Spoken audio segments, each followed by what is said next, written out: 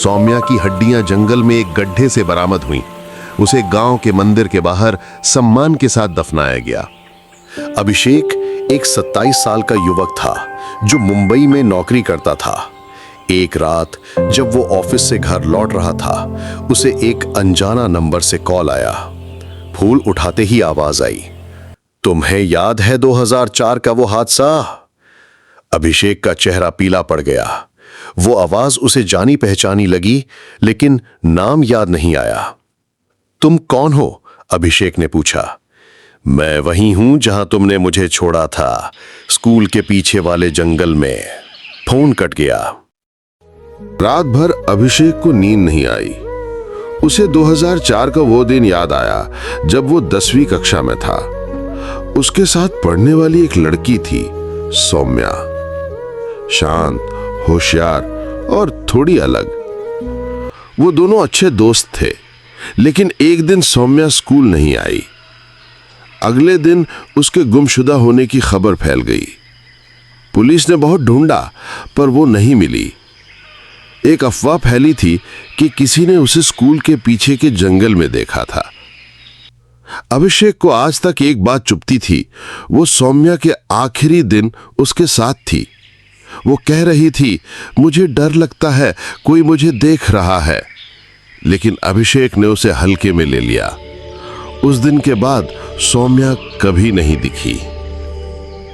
Phone call के बाद अभिषेक ने तय किया उसे सौम्या के गांव नरसापुर लौटना होगा। 15 साल बाद वो पहली बार वहां गया। गांव पहले से बदला हुआ था, लेकिन लोग अब भी सौम्या की कहानी सुनकर सिहर जाते थे। उसने स्कूल के पुराने गार्ड से बात की। गार्ड ने कहा, उस दिन बारिश हो रही थी। मैंने उससे स्कूल से निकलते देखा था, लेकिन वो जंगल की तरफ मुड़ गई, फिर कभी नहीं लौटी। अभिषेक अकेले ही स्कूल के पीछे वाले जंगल में गया। झाड़ियां अब और भी घनी थीं। उसी जगह पहुंचा जहां सौम्या आखिरी बार देखी गई थी। तभी हवा में कुछ सरसराया और उसी आवाज ने कहा, तू लौट आया। पेड़ों के बीच से एक सफेद आकृति निकली। वो सौम्या थी। उसके बाल बिखरे हुए थे, कपड़े मैले और चेहरा फीका, लेकिन उसकी आंखें वैसी ही थीं, गहरी, उदास। मैं यही थी, सब मुझे भूल गए, लेकिन तू तो मेरा दोस्त था, तूने भी कुछ नहीं किया। अभिषेक कांपने लगा। मैं डर गया था, मुझे लगा तुम कहीं भाग गई हो। सौम्या धीरे धीरे पास आई। मैं नहीं भागी थी, मुझे किसी ने बुलाया था, और जब मैं गई वो मेरी आखिरी सांस थी। अनुभव ने पूछा, कौन था वो? सौम्या ने इशारा किया। जिसने मेरी कहानी दबाई वो अभी भी यही है, तुम्हारे गांव में। अभिषेक को शक हुआ। उसके स्कूल का वही प्रिंसिपल मिश्रा सर, जो उस समय बहुत सख्त थे।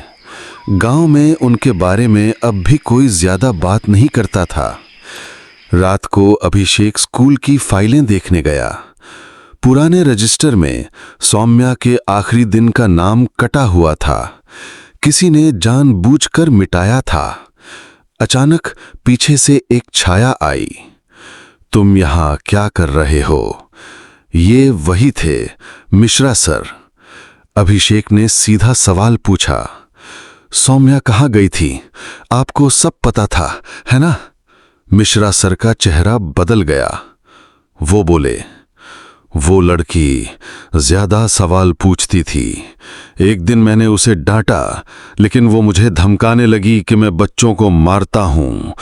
वो सब बताने वाली थी। मैंने सिर्फ धक्का दिया था। मुझे नहीं पता था कि वो मर जाएगी। अभिषेक ने ये सब रिकॉर्ड कर लिया। अगले दिन पुलिस में रिपोर्ट की गई। पुराना केस दोबारा खुला और मिश्रा सर गिरफ्तार हुए। गांव वालों को पहली बार सच्चाई पता चली। सौम्या की हड्डियां जंगल में एक गड्ढे से बरामद हुईं। उसे गांव के मंदिर के बाहर सम्मान के साथ दफनाया गया। रात में अभिषेक वहीं रुका। सपने में सौम्या फिर आई। अब मैं आजाद हूं, धन्यवाद। सौम्या की आत्मा हवा में घुल गई, शांति के साथ। अभिषेक मुंबई लौट आया। अब भी उसे कभी कभी रात को सौम्या की हंसी सुनाई देती है, पर वो डरावनी नहीं होती। वो अब उसकी दोस्ती की निशानी है। उसने जाना, कुछ आत्माएं भटकती नहीं, वो सिर्फ इंसाफ चाहती हैं, और जब उन्हें इंसाफ मिलता है तो वे सबसे खूबसूरत मुस्कान छोड़ जाती हैं।